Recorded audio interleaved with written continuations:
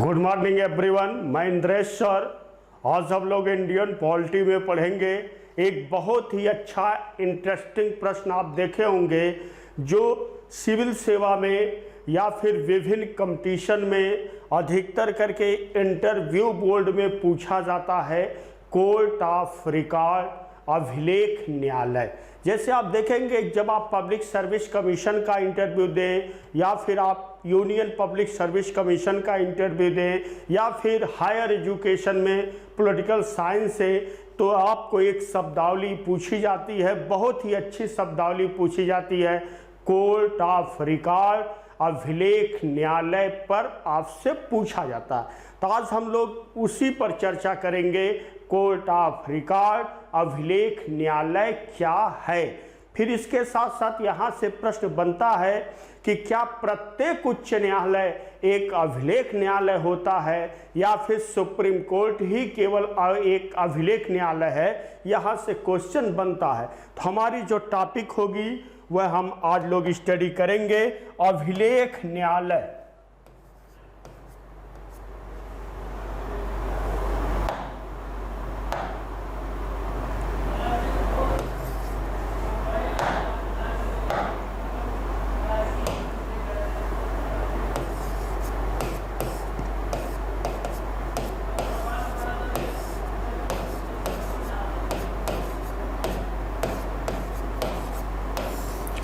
अभिलेख न्यायालय के विषय में हम लोग आज अध्ययन करेंगे।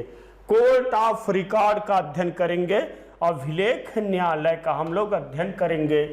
कोर्ट ऑफ रिकॉर्ड,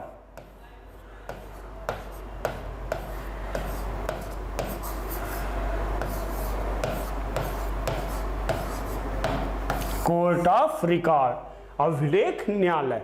तो सबसे पहले हमको यहां से यह ध्यान देना होगा कि अभिलेख न्यायालय होता क्या है, कोर्ट ऑफ रिकॉर्ड होता क्या है।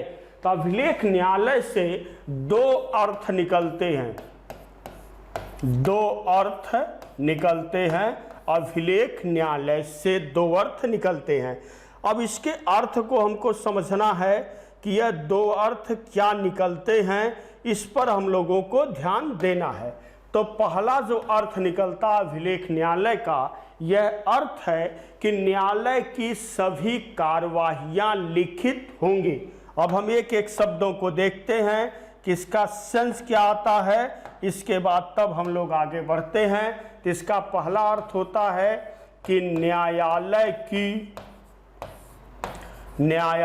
की सभी कार्यवाहियां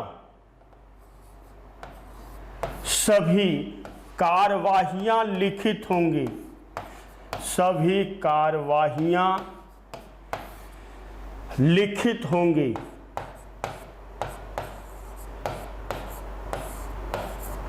न्यायालय की सभी कार्यवाहियां लिखित होंगी और इसका एक साक्ष्यात्मक मूल्य होता है। सभी कार्यवाहियां लिखित होंगी और इसे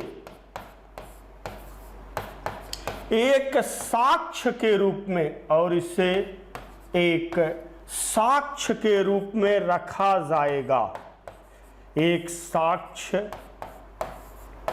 के रूप में रखा जाएगा।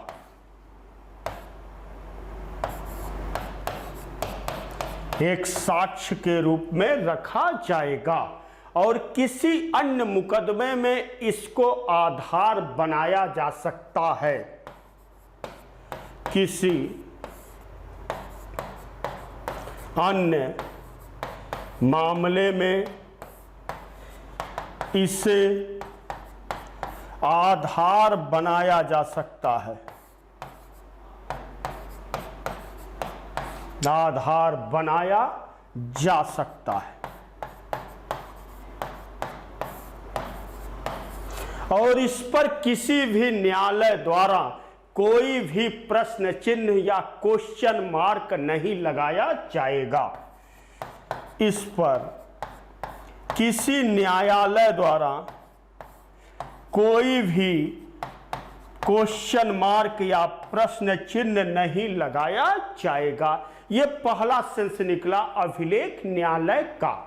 अब हम इस चलते हैं कि इसका दूसरा अर्थ क्या निकलता है, अभिलेख न्यायालय का दूसरा अर्थ क्या निकलता है। अब हम लोग उस पर देखते हैं कि अभिलेख न्यायालय का दूसरा अर्थ क्या है। अब हम दूसरे अर्थ पर चलते हैं, अभिलेख न्यायालय का दूसरा सेंस क्या होता है। तो अभिलेख न्यायालय का दूसरा सेंस होता है कि न्यायालय को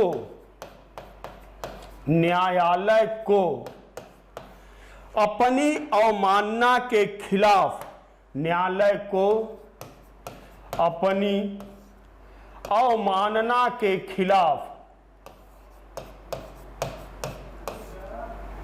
अवमानना के खिलाफ दंड देने की शक्ति है, दंड देने की शक्ति है। अब यहां से प्रश्न यह बनता है, क्या सुप्रीम कोर्ट सर्वोच्च न्यायालय एक अभिलेख न्यायालय है या फिर प्रत्येक हाई कोर्ट एक अभिलेख न्यायालय है। अब हम इसको देखते हैं। तो आपको यहां पर आर्टिकल देखना होगा। आर्टिकल पर हम आते हैं। सबसे पहले आर्टिकल, इसको हम देखते हैं। तो आर्टिकल हम देखते हैं, आर्टिकल 129 आर्टिकल को देखते हैं। इसमें लिखा गया है कि सर्वोच्च न्यायालय एक अभिलेख न्यायालय है। तो यहां पर हम देख सकते हैं कि सर्वोच्च न्यायालय एक अभिलेख न्यायालय है।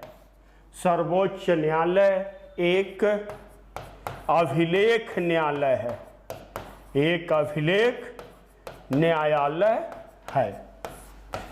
या फिर हम इसको देखें, इंग्लिश में इसकी क्या लिखा गया है। इसमें सीधा सीधा लिखा गया है कि supreme court to be a court of record, court of record. इसका मतलब कि सर्वोच्च न्यायालय एक कैसा न्यायालय है, अभिलेख न्यायालय। फिर इसके बाद प्रश्न यह बनता है कि क्या उच्च न्यायालय को भी अभिलेख न्यायालय या कोर्ट ऑफ रिकॉर्ड कहा जाता है कि नहीं कहा जाता है। अब हम इस पे हम देखते हैं कि उच्च न्यायालय, तो हम देखते हैं कि प्रत्येक उच्च न्यायालय, प्रत्येक उच्च न्यायालय, प्रत्येक उच्च न्यायालय एक अभिलेख न्यायालय होगा, एक अभिलेख न्यायालय होगा। प्रत्येक उच्च न्यायालय एक अभिलेख न्यायालय होगा। अब हम देखते हैं कि हाई कोर्ट एक अभिलेख न्यायालय है या उच्च न्यायालय एक अभिलेख न्यायालय है। इसका उल्लेख किस अनुच्छेद में किया गया है, तो आपको देखना पड़ेगा अनुच्छेद 215। इसमें क्या लिखा गया है, इसको हम देखते हैं। इसमें कहा गया है कि उच्च न्यायालय एक अभिलेख न्यायालय होगा, एक अभिलेख न्यायालय होगा। उच्च न्यायालय एक अभिलेख न्यायालय होगा। अगर इसका इंग्लिश वर्जन हम देखते हैं तो इसमें कहा गया है कि high court to be a court of record, court of record, court of record. फिर इसके बाद हम देखते हैं कि जो कलकत्ता का सर्वोच्च न्यायालय था, जो रेगुलेटिंग एक्ट 1773 के अधिनियम के अनुसार 1774 कलकत्ता में स्थापित हुआ था, क्या वह एक अभिलेख न्यायालय था या एक अभिलेख न्यायालय नहीं था। अब हम इसको पर चर्चा करते हैं कि जो 1773 के रेगुलेटिंग एक्ट के द्वारा, इसको हम देखते हैं कि 1773 1973 के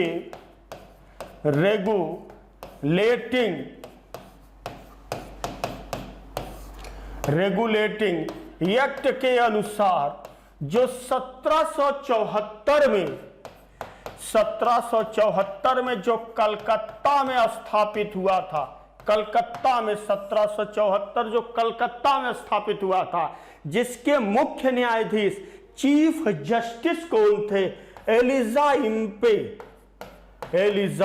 इम्पे इसके चीफ जस्टिस थे, एलिजा इम्पे। तो जो कलकत्ता का सर्वोच्च न्यायालय स्थापित हुआ था 1773 के रेगुलेटिंग एक्ट के अनुसार, जिसके मुख्य न्यायाधीश एलिजा इम्पे थे। और अगर हम अन्य न्यायाधीश की बात करते हैं तो अन्य न्यायाधीश, तो इसमें आप देखेंगे कि इसमें अन्य न्यायाधीश कौन कौन से हैं। तो इसमें आपको मिलेंगे चैम्बर्स मिलेंगे, फिर इसके साथ साथ लिमेस्टर मिलेंगे,